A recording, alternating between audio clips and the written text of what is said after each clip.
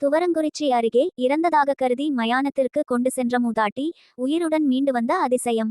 திருச்சி மாவட்டம் மருங்காபுரி ஒன்றியம் துவரங்குறிச்சியை அடுத்த வேலக்குறிச்சி மேட்டுப்பட்டியைச் சேர்ந்த பம்பையின் மனைவி சின்னம்மாள் என்பவர் உடல்நிலை சரியில்லாமல் மணப்பாறை தனியார் மருத்துவமனையில் சிகிச்சை பெற்று வந்த நிலையில் இறக்கும் தருவாயிலிருந்ததால் உறவினர்கள் அவரை வீட்டுக்கு அழைத்துச் சென்றனர்.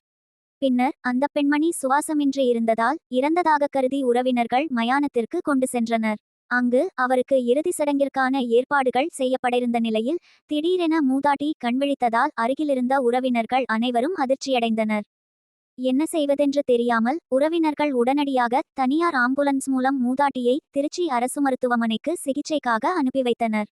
இறுதிச் சடங்கின்போது உயிரிழந்த மூதாட்டி மீண்டும் உயிருடன் மீண்டு வந்த சம்பவம் அப்பகுதியில் பெரும் பரபரப்பை ஏற்படுத்தியுள்ளது.